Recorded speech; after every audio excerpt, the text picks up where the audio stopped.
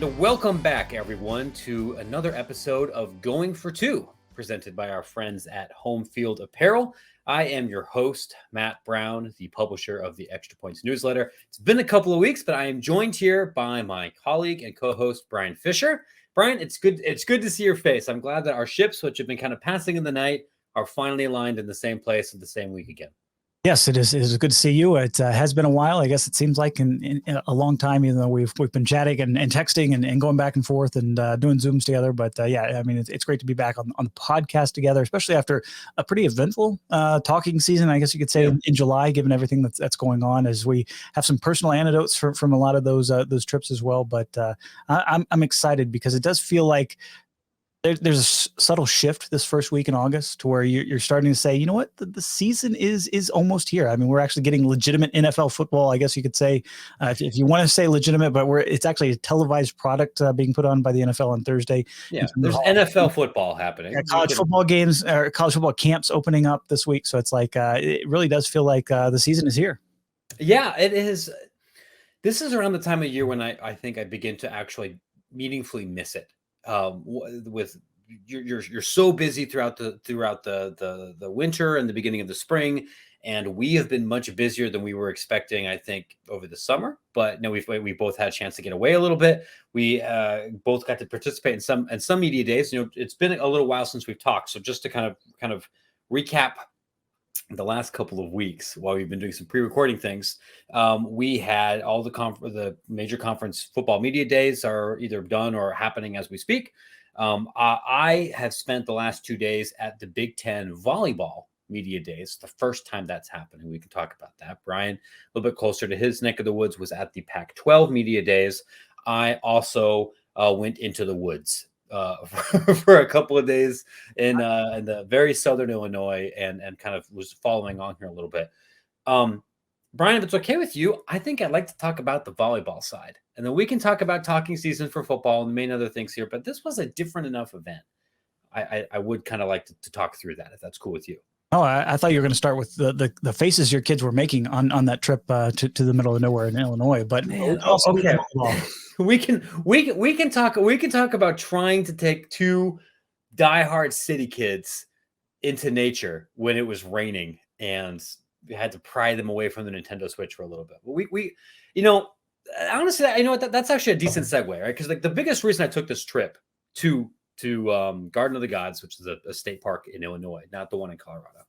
Part of it was just like, man, I'm just completely exhausted. I need a couple of days to feel restored, to get off of Twitter, to not work. I left my computer in Chicago, and it was energizing. It was wonderful, but it rained most of the time. And you understand this too. And I think any other parent of small children, when you go on vacation and you bring your kids, you don't really go on vacation. What you do is you parent without home field advantage. And it's a road game, right? You're out of your element. And I was also there with my sister-in-law and her family, and I love them very much, but they have actual babies and like a 2-year-old. So, lugging them through rock climbing and through trails is a different thing. So energizing, but not exactly relaxing. I think other young parents understand here. I come back, we write a couple other newsletters, catch up on some other stories, and then this week, we're recording this here on Tuesday afternoon, so I just got back a few hours ago. Big Ten has their first volleyball media days. It's at BTN headquarters, which is very close to downtown Chicago. The conference headquarters is in Rosemont. It's in the suburbs. It's by a Brazilian steakhouse. Talked about it a lot. This one is in like the old Groupon building, and it is, I would say, a bigger facility than any. It's bigger than the Fox headquarters in New York than a lot of the TV facilities that I've been in. You have a conference room on one floor where you have the interviewing coaches and players. You have a kind of radio row element on a different floor, and you're going through there. And I know maybe your experience was different at Pac-12 media days. I've covered a lot of these events in the Big Ten for football and men's basketball, and I've done this for some other conferences as well for those two sports. And this is not to disrespect any communications personnel that put on those meetings, but a lot of coaches don't want to be doing it. A lot of the players don't really want to be doing it. And I would not describe any media days event that I've ever participated in as joyful. You might have a few moments of levity, and because you're talking with college students, and if they haven't had this completely beaten out of their skulls, they'd love to show you that they have personalities and that they're silly and that they have interests other than football. But it's a little NFL-ish. Like Kirk Ferentz doesn't want to freaking talk to you during Big Ten media days. It's not disrespect. I mean, it's just how he is. They want to be doing something else. And the women's volleyball media days was completely different from that. One, everybody wanted to talk. Everybody was, I mean, like to a man and to a woman. The coaches were approaching this event with the spirit of excitement and gratitude. And I think they would have a reason to be. No, maybe not everybody here listening knows. The Big Ten is the powerhouse volleyball conference. There's great volleyball in the Pac-12. There's great volleyball in the SEC. There's great volleyball in the ACC. Last year's national championship game, Big Ten Wisconsin beat Big Ten Nebraska. I think they sent 8 teams to the tournament. And these are places where they're playing in front of packed crowds. Like it is culturally a very big deal. So you can come in there and you can kind of talk shit a little bit, knowing that you have this really competitive league, but also, hey, you're the first place to have this kind of media event. You're the first place where you have 20 beat writers in one conference room and 25 other credentialed reporters on another floor doing this thing here. And then you have some of these athletes that have never had this opportunity before. When you go play at Nebraska or you go play at Wisconsin, where they have some dedicated beat writers, there's some post-game availability, but this doesn't really exist in Columbus. It doesn't really exist in West Lafayette or in College Park or some of these other places. And so you might be an elite athlete and never have a chance to be that kind of center of attention in a way that maybe some football and men's basketball players take for granted. So to be a part of that is refreshing. It's a part of that to see people be silly, to demonstrate they have obvious affection for their teammates and for their coaches, and to approach not just this season, but the state of their sport, Bryan, with a sense of optimism and excitement. And I wrote about this earlier this week, and I've still been thinking about it, and maybe your experience has been different. But I've talked to so many ADs and so many coaches and so many lawyers and consultants and people that are really focused on the football and men's basketball side. Very few are speaking with the sense of optimism. There's a lot of, I'm just so beaten down and struggling with financial uncertainty and administrative uncertainty and loss of control. And my workload is spiraling out and you're panicking about it a little bit, not unjustifiably. That just was not what this event was. And I felt recharged being a part of it in a very different way than I felt recharged being in the woods, because this was also a reminder that this shit's supposed to be fun. It's a business, and we got to take that seriously. And I'm not saying we should paper over the administrative scandals or the exploitation or any of these other major issues. That's a big part of what both you and I do. But there's also a level of joy to this whole enterprise and fun for this whole enterprise that without that, none of this really exists, because there's not fan interest behind that. And I feel like I was connected to that in a different way being a part of the volleyball event. You know what I mean? Yeah, kudos to the Big Ten for coming up with the concept and really executing. I think not just the stuff that you did coming out of Chicago there. I mean, just the attention brought on that sport, I think was badly needed. I think this is one of those sports that we've talked about it on this program here before. Is one of the ones that we think is I don't want to label it emerging anymore, but like, there's some real growth ahead for women's volleyball, and not just in those markets that you mentioned, like Wisconsin and Nebraska, that do take things really seriously. I think from a nationwide perspective, going down south, going in out west, certainly with a lot of those powerhouse, Pac-12 programs. I mean, I think this is a sport that has gotten a lot more television exposure to the last couple of years. Look at the ratings when it comes to the postseason in particular. I think this is a property that is quite undervalued. We always talk about the women's basketball tournament kind of being significantly undervalued in that championship deal with ESPN and the NCAA, and I think volleyball is right there with it. In terms of just the exposure and interest. You go back to the spring, and you're seeing a bunch of tweets about so this crazy wild match happening, and because it's an entertaining game, and it's fun. It's fun in person, and it plays well on television. And I think you're completely right. The enthusiasm for a sport like this, is certainly palpable from administrators, coaches, athletes in particular that do live it day to day, and to get the opportunity, I think, to bring it to a broader world, bring some additional exposure to their programs. I think it's huge, and something I think you'll see repeated amongst a lot of other Olympic sports, saying, or who are constantly trying to fight for exposure, constantly trying to get their kind of moment in the sun. And so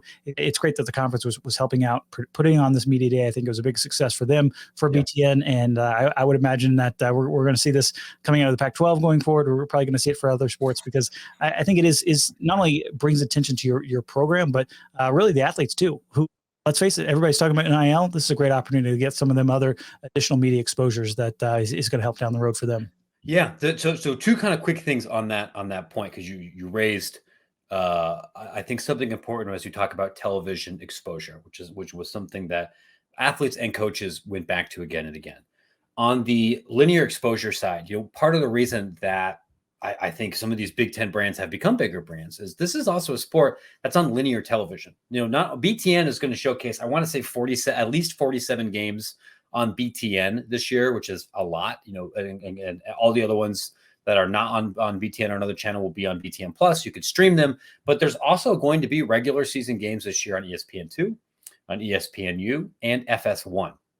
And, both of us know, and I think most people in this industry know, when you have regular season SEC softball and the softball World Series and regular season Pac-12 softball on ESPN during the summer, when you have kind of breaks in the sporting calendar, it's a big deal. Women definitely notice, and men increasingly notice too, when you go to the bar and Washington is playing LSU in softball on TV and everybody's watching and thinking, oh wow, this actually moves faster than baseball.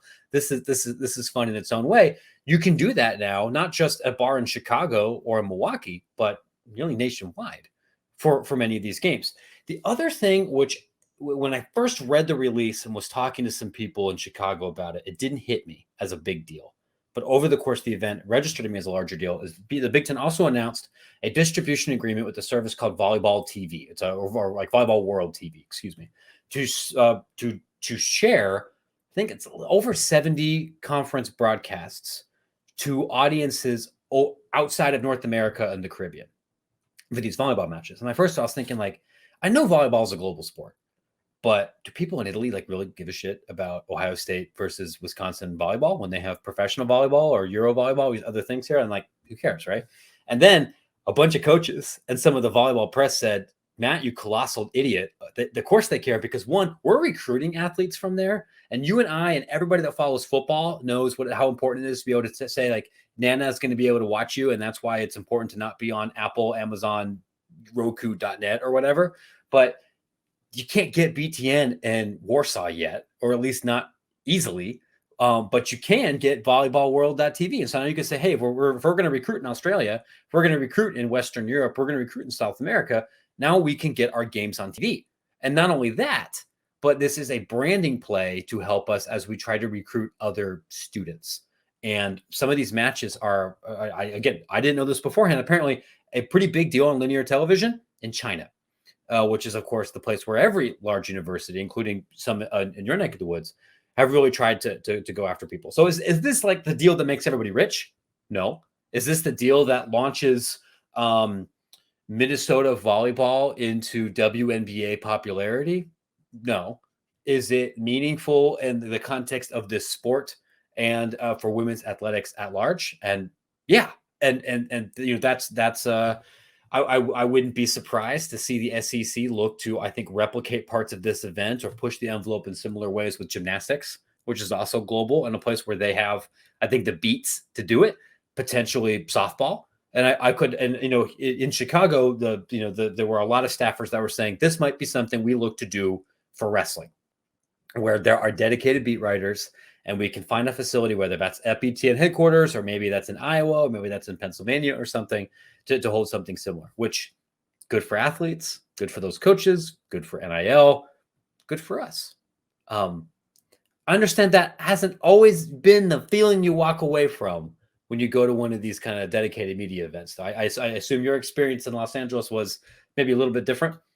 Yeah, we can get into the second, but I do want to make the point, it is interesting because the amount of, especially at the Power 5 level, really there's not an event that takes place anymore that doesn't have a camera, on it at this point in the whole media rights cycle, whether it's streaming on ESPN Plus, whether it's, BTN Plus, as you mentioned, or, I think the increase in exposure for a lot of these programs on linear television, just able to flip on that TV and watch a volleyball game. I mean, that goes a long ways. And when you think about, being able to sell ads against that, having the targeted audiences that you have, makes sense from a media company perspective. It makes sense from obviously reaching your fan bases and connecting them on a more consistent basis. So you're not going 7 days without that touch point between Penn State football. You can watch a Penn State volleyball game. And having worked with on some message board sites, you would be surprised, I think, at the pride that a lot of people have, when their team pulls off a big upset, or they get some quote unquote 5-star recruit to commit to their volleyball program or something like that. I wouldn't be surprised because I used to run those websites. But yes, I know what you're saying. I did briefly run a Nebraska fan site, in my career. I get that. I do feel like they're tapping into this market has been huge, and it was there was a little bit more jadedness certainly at Technical Media Day than compared to your trip there to Chicago for Volleyball Media Day, but it was just a unique experience there in Los Angeles. I mean, it was downtown at LA Live, which was a new change of venue, of course. I think they've pretty much only held it in the same spot like 3 times in the last probably 12, 15 years or something that I've been going. So, another new thing for the conference. It was not the most easy setup, I guess you could say, but it was a lot of interesting, top points of conversations coming out of it. They were kind of the last Power 5 league certainly to go. And so it's like, you kind of have, your chance to kind of clean up and get the last message out. And certainly George Kliavkoff did that, taking some shots at the Big 12, which really raised some eyebrows, around the room, where everybody's like, when he made that comment about Brett Yormark and the Big 12, coming in and whether he was going to be shopping in Big 12 territory. I mean, literally, you can kind of see everybody's hands and heads kind of like, did he really just say that? Did he really just say, that about the Big 12? And, there was that. There was the kind of just the awkwardness of USC and UCLA being around. But, at the same time, I do get the sense that, especially for a lot of those coaches and athletes, they were just excited to talk about the actual season after a month plus of USC UCLA talk, just all the changes going on at the NCAA level. Like, now they could actually talk about, like, so your right tackle is new this year, what do you think? And how's that going to impact your team? Like getting into some of those questions was a nice change of pace, as it is at a lot of these media days. But really, I think the bottom line, at least on the football level, still the overshadowed nature of the on-field sport compared to everything that's going off of it is pretty constant. Whether it's Pac-12, whether it's Big 12, pretty much every media member there is going for a different story other than what's happening with your quarterback. It's funny you mentioned that, because this was something I was really cognizant of when I was in the room on the volleyball side, because I'm not a volleyball beat writer. And so I couldn't break down the depth chart for anybody. And I'm not really equipped to say, talk about your serving strategy, or how are we going to improve your, I don't even know the right stats, right? But there are a lot of off the field issues that I am interested in. And I'm always interested in learning about performance culture and team building and roster management and everything. But, I don't want to monopolize that, because the guy next to me is at the Lincoln Star and really does need to talk about those kind of things. And it's great to have both. And you can do that maybe in a combined free-flowing conversation, but when it's just podium time, or when you're in a different setting, one can really, overshadow those. I was talking with our mutual friend, Richard Johnson, about this a couple of days ago, that, even though we write almost exclusively about off the field stuff, we both care about college football. We like college football. And I was talking to him. I'm like, Richard, I feel way more behind this year on talking ball than I think I ever have in my career. I'm like, I know Alabama's going to be good, and I know Ohio State will at least have a good offense.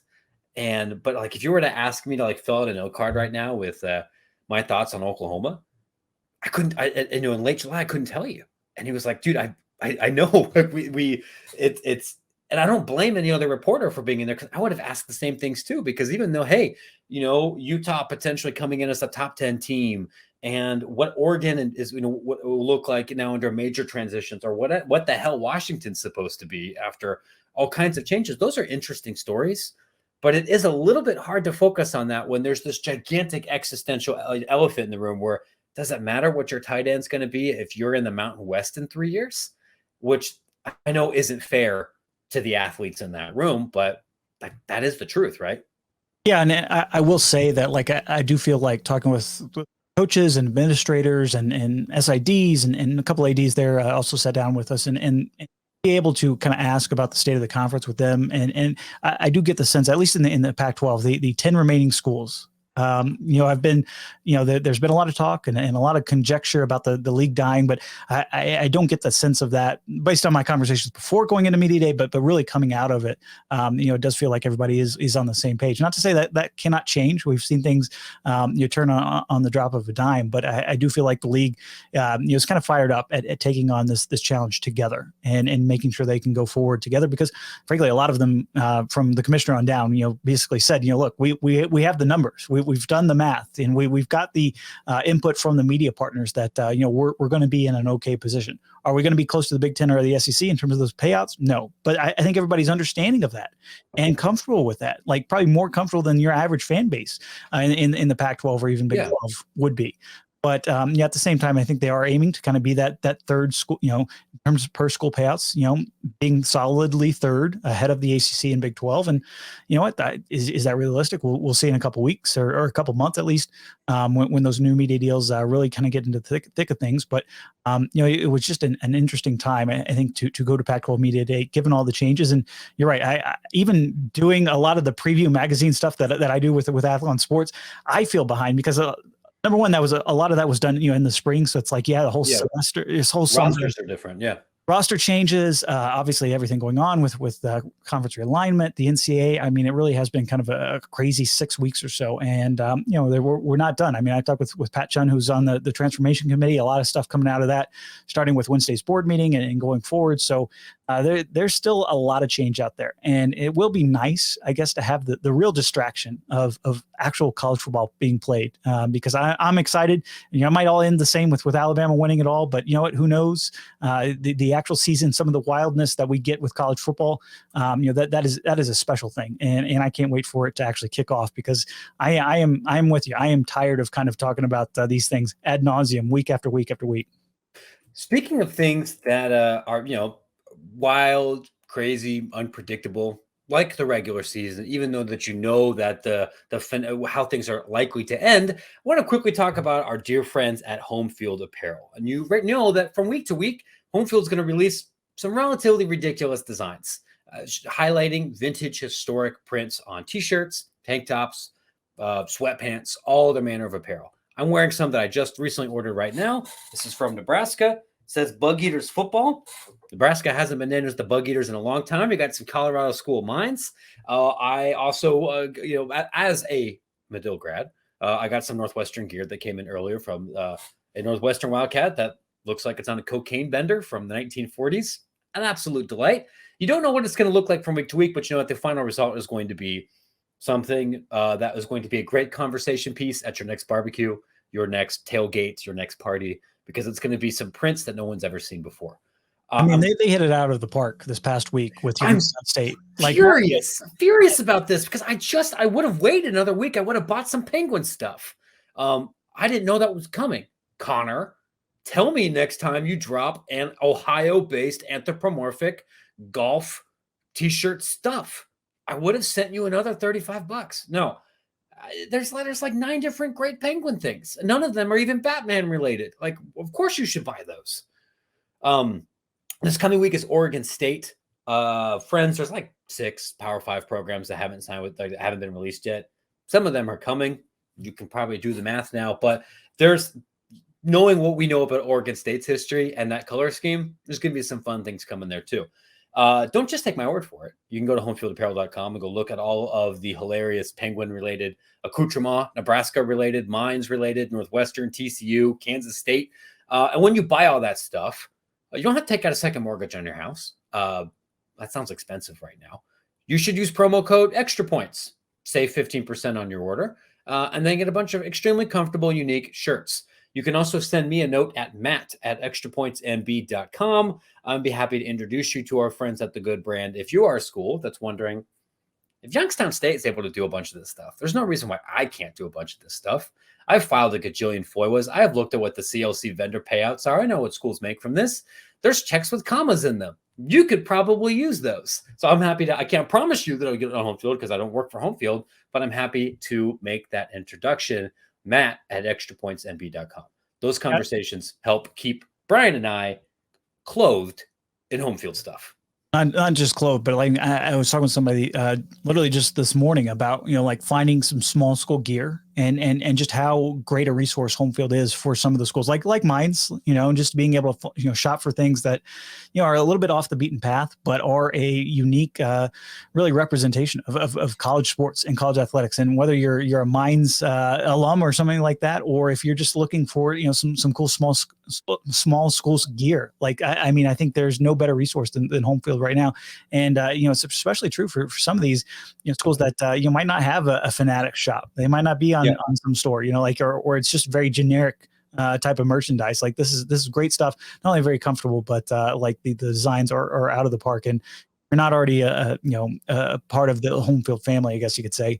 Definitely get in touch, because we want those more of those small schoolers that can get on and get some unique designs out there. Yeah, and I'll buy them, because this literally is almost all of my clothes outside of like what I wear to church and a couple of events like media days. It probably would have been a little unprofessional if I had rolled up in this shirt and also confused them with the staff, because they know I didn't go to Nebraska.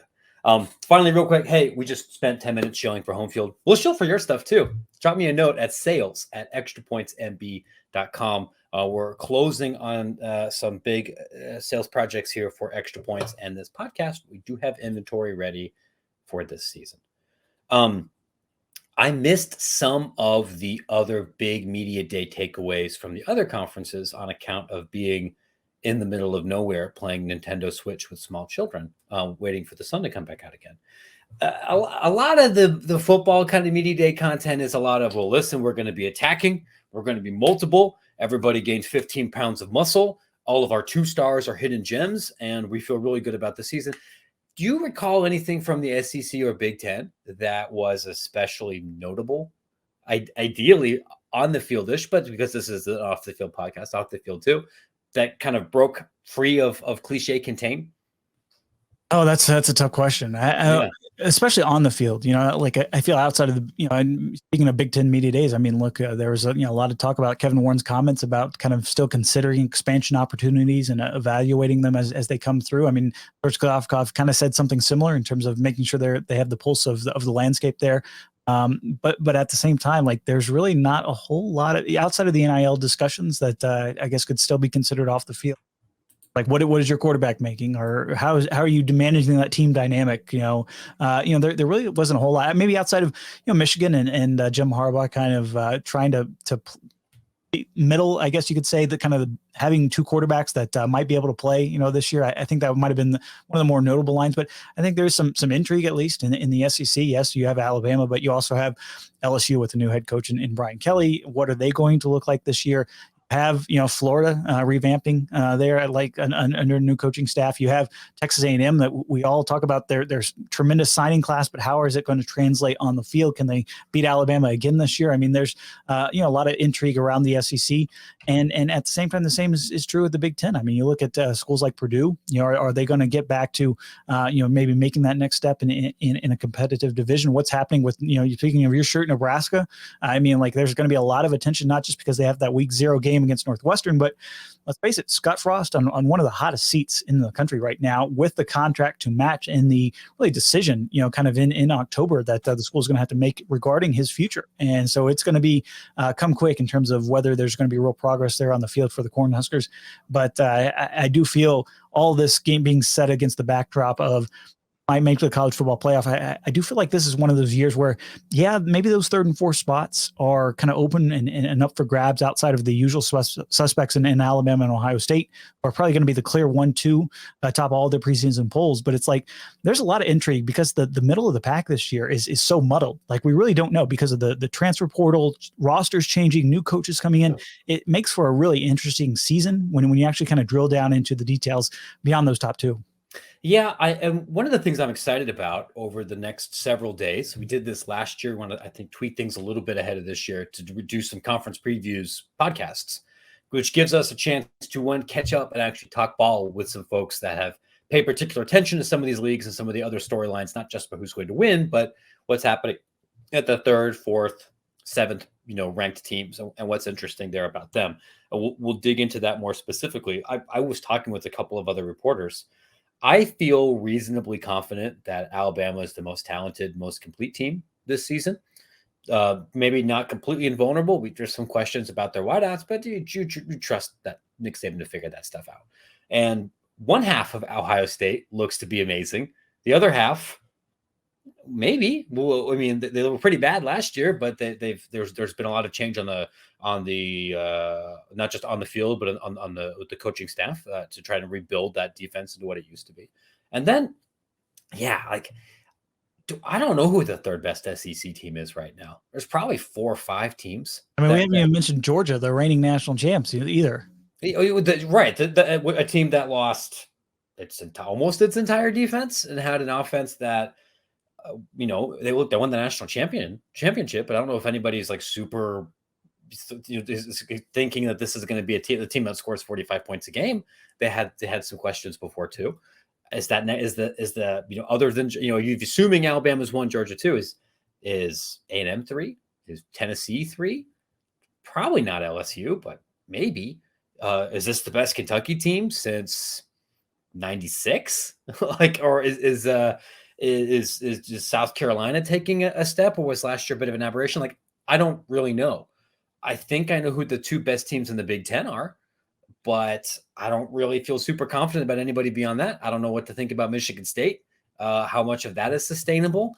I mean, every Wisconsin team is the same. So there you feel good about, but the difference between spreadsheet Nebraska and on-field Nebraska, massive.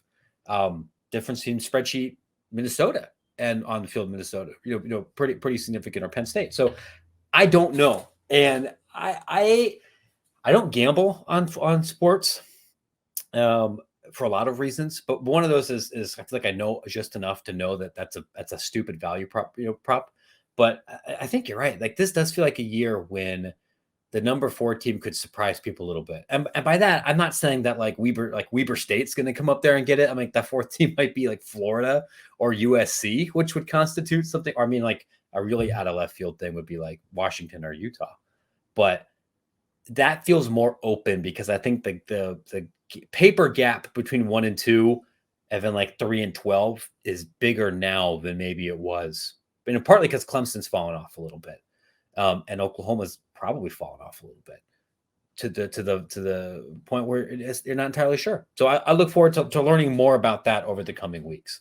Yeah, I mean, you mentioned Clemson there. I mean, that's one of the maybe the most intriguing story of all, especially along the East Coast, is what is Clemson, that they win double-digit games last year, but it doesn't feel like they really did, just given the level, the standard of success there that Dabo Swinney has really, kind of established. And be honest, what's going to happen at quarterback there? The defense should be pretty good, but obviously you're changing, having one of the most successful DCs ever, take the Oklahoma gig. So it's how are they going to look from a stat perspective?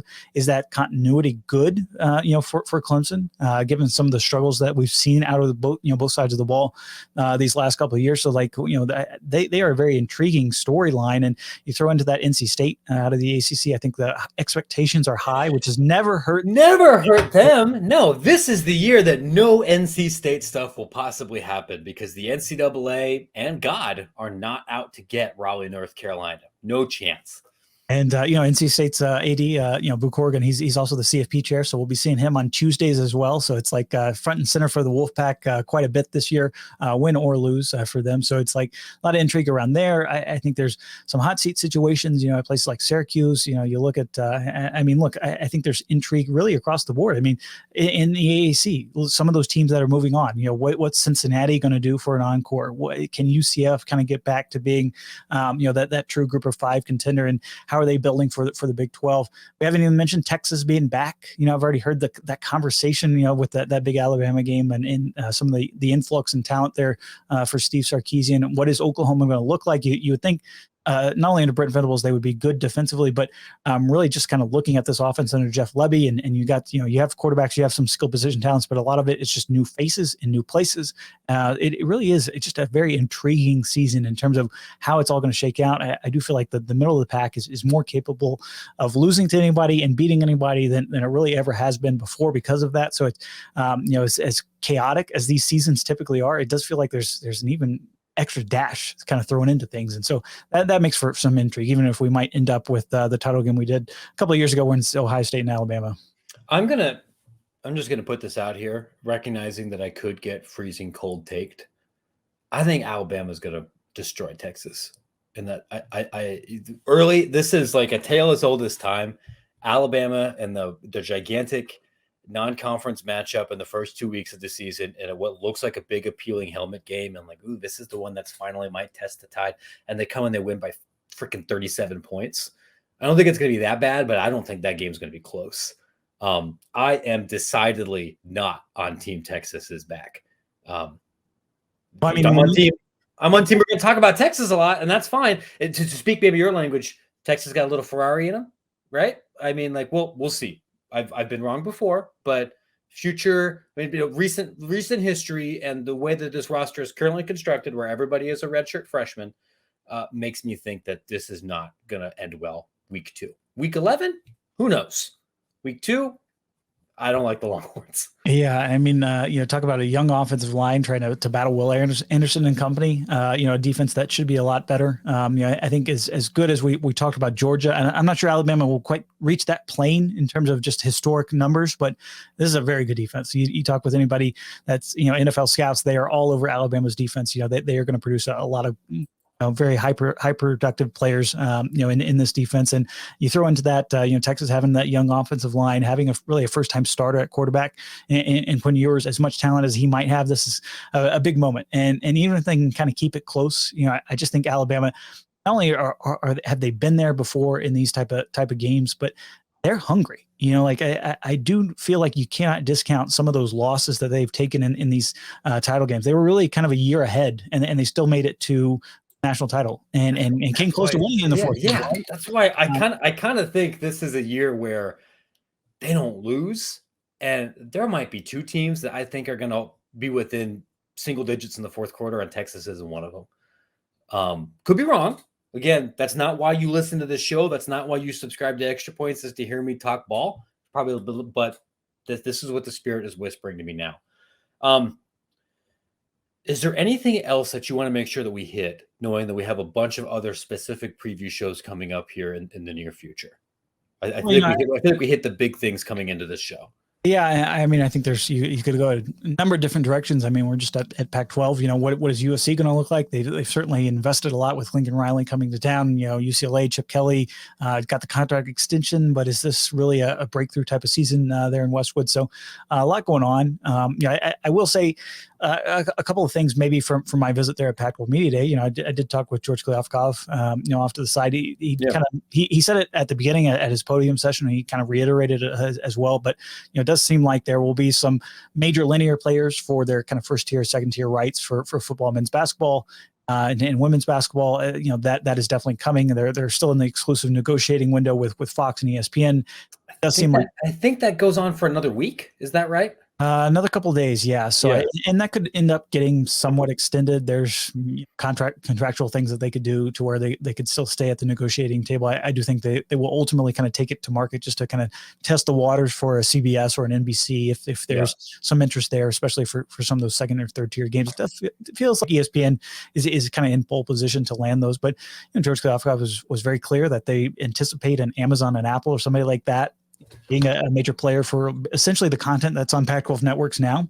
I asked him, did you look at the Apple deal being a global distribution deal as unique? And kind of raised his eyebrows and said, unique deals like that are certainly coming across the desk, and we're examining them, and not so subtly hinting that some of that could be in store for Pac-12 universities. So, I think there's a lot going on. We'll see probably in the next 2-3 weeks, maybe the Big Ten media deals, which I'm sure we'll discuss. Those will at least be known, if not completely announced. So I think there's a lot going on in that kind of sphere, and I'm just excited because I do know that the camps are here. We'll be hearing about quarterback battles and who's going to be the left tackle, and this freshman showing out, and unfortunately probably a couple of injuries here and there, but like it does feel like can finally turn our attention and look at the calendar and say, you know what, week 0, it's almost here. And that more than anything is going to be an exciting time. I can't wait to dive into a lot of these conferences a little bit more in depth than we have right here, but